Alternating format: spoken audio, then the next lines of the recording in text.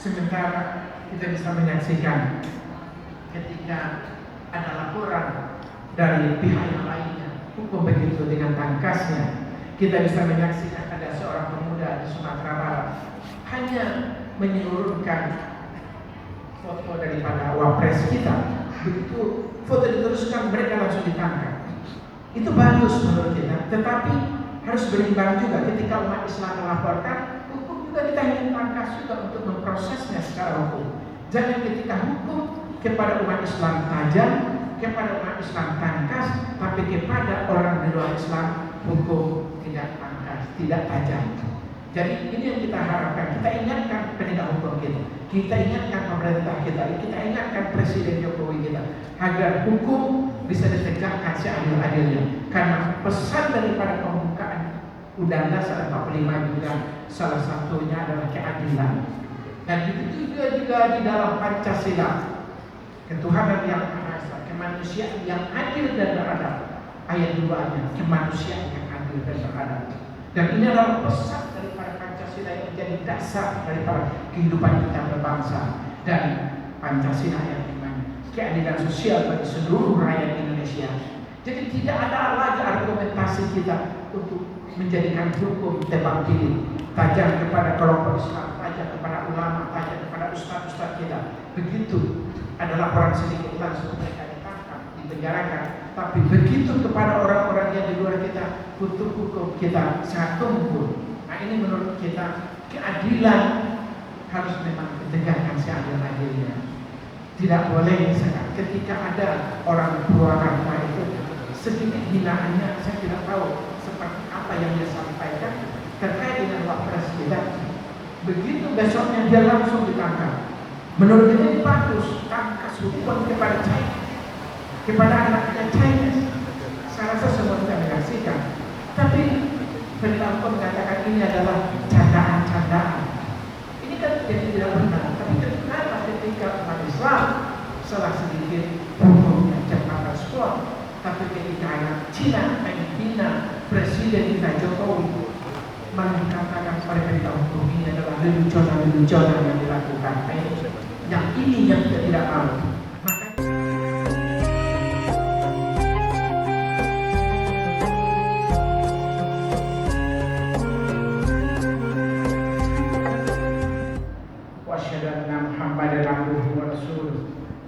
Allahumma salli wa sallim ala Muhammad wa ala alihi wa sahbihi ajma'in, amma ba'd. Syukur alhamdulillah, sama-sama kita panjatkan kehadiran Allah Subhanahu wa taala, karena pada siang hari ini Ahad ketiga pada bulan Februari kita kembali hadir di Masjid Al-Azhar ini dalam rangka pengajian politik Islam. Kali ini mengambil tema adalah membumikan keadilan di dalam Al-Quran. Alhamdulillah pada tema kali ini kita mengambil tema keadilan. Bagaimana kita sebagai umat Islam yang terbesar di negeri ini, kita ingin mengkaji secara Al-Quran bagaimana kita keadilan yang banyak kita temukan di dalam Al-Quran dan hadis-hadis Rasulullah SAW, kita bisa membumikannya dalam kehidupan, praktek dalam berbangsa, bernegara, sesama anak bangsa, sesama umat Islam di negeri ini. Karena ini adalah pengajian, maka kepada Bapak dan Ibu silakan untuk mencatat bahwa rujukan kita pertama adalah An-Nisa ayat 135. A'udzubillahi minasyaitonir rajim. Bismillahirrahmanirrahim. Ya ayyuhalladzina amanu kunu qawwamina bil qisti syuhada'a lillahi walau 'ala anfusikum awil walidayni wal aqrabin. Hai orang-orang yang beriman, jadilah kamu orang-orang yang benar-benar penegak daripada keadilan, menjadi saksi karena Allah meskipun terhadap dirimu sendiri. Awil walidayni wal aqrabin, atau orang tua atau kaum kerabatmu. Iyyakum ghaniyan aw faqiran fallahu aula bihima. Jika dia kaya atau miskin, maka Allah lebih tahu kemaslahatannya. Fala tattabi'ul hawa an ta'dilu, maka janganlah kamu mengikuti hawa nafsu karena ingin menyimpang dari kebenaran. Fa in talbu aw tu'ridu, dan jika kamu memutarbalikkan kata-kata dan enggan menjadi saksi, fa innallaha kana bima ta'maluna khabira, maka sesungguhnya Allah Maha mengetahui segala apa yang kamu kerjakan. Ini adalah ayat surah An-Nisa ayat 135. Rujukan pertama kita kajian kita pada siang hari ini. Allah Subhanahu wa taala menyeru kepada orang-orang yang beriman. Karena apa? Karena satu-satunya lah yang Allah percaya ketika keadilan itu pasti hanya bisa mampu tegak secara adil adalah di tangan orang-orang yang beriman. Makanya lah kepada warga bangsa ini kita serukan untuk menjadikan diri seluruh kaum muslimin yang 90% itu menjadi orang-orang yang beriman, menjadi penegak-penegak daripada keadilan. Meskipun persoalan itu adalah menyangkut diri sendiri, menyangkut keluarga, menyangkut karib kerabat, maka keadilan itu wajib untuk ditegakkan secara seadil-adilnya. Dan inilah yang menjadi amanah daripada Al-Quran kita. Apakah dia orang kaya atau bukan dia orang miskin, apakah dia orang berpangkat, apapun dia, maka keadilan menjadi pesan yang sangat agung dari Al-Quran yang wajib kita tegakkan. Dan Allah Maha tahu. Fa innallaha kana bima ta'maluna khabira, maka sesungguhnya Allah Maha mengetahui siapa yang kamu, segala apa yang kamu kerjakan. Ayat 135 ini ditutup oleh Allah seperti itu. Kemudian dalam sebuah hadis Rasulullah SAW mengingatkan kepada kita, wa ahlul jannati thalatha dzul sultan situ muwafaq. Rasulullah SAW bersabda dalam sebuah hadis ini bahwa penghuni surga itu salah satunya adalah penguasa yang adil dan disetujui. Dan ini adalah hadis sahih yang diriwayatkan oleh HR Muslim.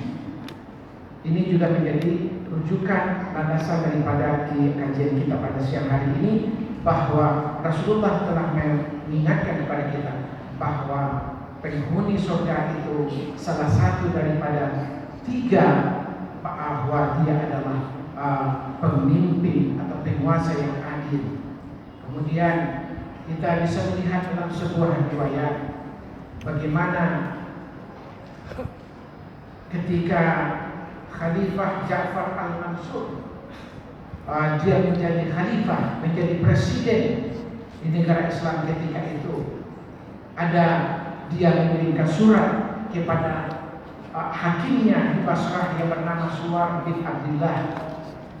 Dia menceritakan dalam suratnya itu bahwa di muka bumi ada persengketaan, ada perkara antara seorang pedagang dengan panglima.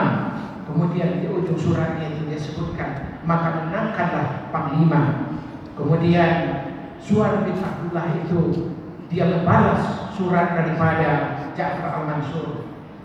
Dia balas bahwa dia tidak bisa memenangkan panglima karena bukti-bukti menunjukkan adalah kemenangan di tangan para pedagang itu.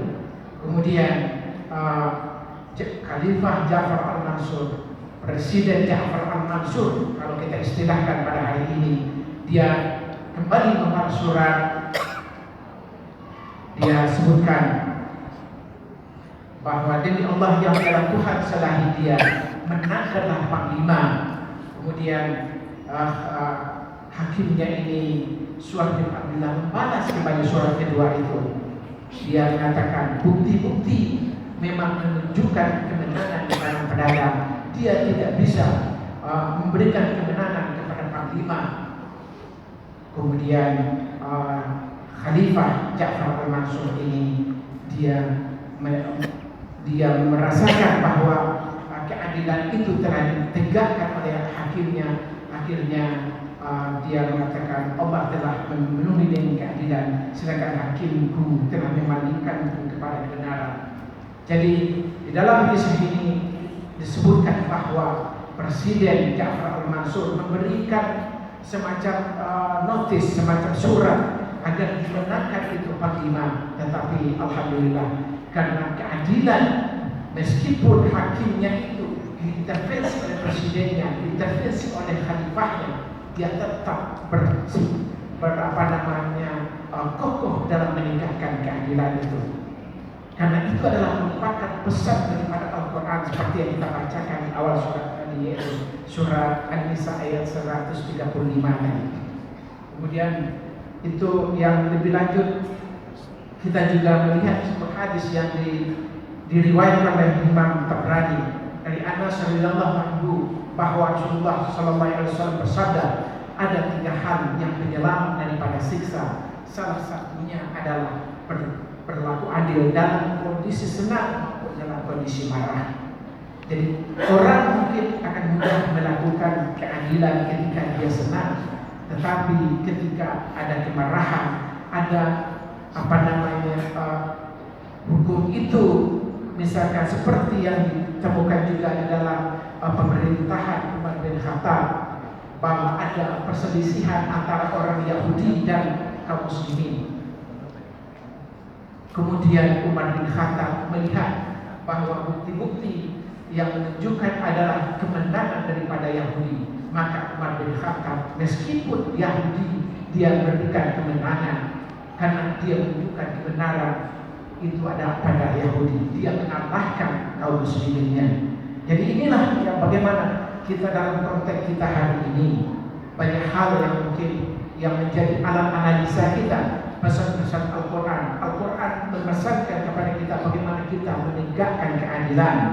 Kemudian hadis-hadis Rasul juga memesankan kepada kita bagaimana kita menegakkan keadilan. Tetapi dalam kehidupan kita berbangsa dan bernegara pada hari ini, sering-sering kita temukan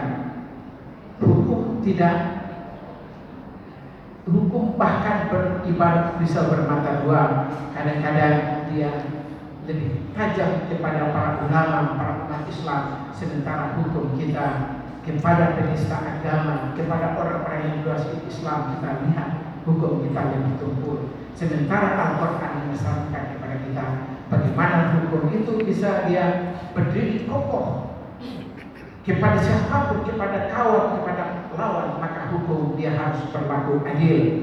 Maka kita lihat kembali surat yang lain, surat Al-Maidah ayat 8. Silakan Bapak dan Ibu nanti kembali buka di rumah, bahwa ini juga menjadikan rujukan kita pada siang hari ini. Bismillahirrahmanirrahim. Ya ayyuhalladzina amanu kunu qawwamina lillahi syuhada'a bil qisti. Wahai orang-orang yang beriman, hendaklah kamu menjadi orang-orang yang selalu menegakkan kebenaran karena Allah, menjadi saksi dengan adil. Wala yajrimannakum shana'anu qaumin 'ala alla ta'dilu. Dan janganlah sekali-sekali kebencian terhadap suatu kaum mendorong kamu untuk berlaku tidak adil. Lagi-lagi ayat ini, ayat Al-Quran Al-Maidah ayat 8 ini mengingatkan, jangan sampai kebencian kamu kepada suatu kelompok, kepada suatu kaum, kepada siapapun membuat kamu untuk berlaku untuk tidak adil. Meskipun orang yang tidak kamu sukai, meskipun kelompok yang tidak kamu cintai, yang tidak kamu sukai, meskipun itu bukan kelompok kamu, maka keadilan harus wajib kita tegakkan. Ini yang menjadi pesan-pesan daripada Al-Quran dan Sunnahnya. Dilanjutkan pada ayat tadi, yaitu berlaku adillah kamu, huwa aqrabu lit-taqwa. Karena keadilan itu adalah lebih dekat daripada ketakwaan.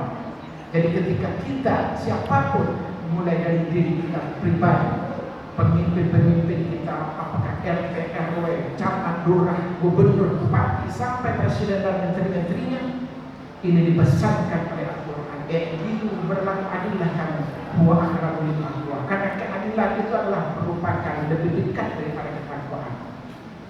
Ini silakan kembali nanti Bapak dan Ibu buka di Al-Maidah ayat 8. Diriwayatkan dalam sebuah kisah Basir, ayah dari Nu'man bin Bashir radhiyallahu anhu, dia mendatangi bahwa Basir radhiyallahu Nu'man bin Bashir, maksud saya, dia mendatangi Rasulullah SAW. Dia mengatakan bahwa ayahku memberikan hadiah kepadaku.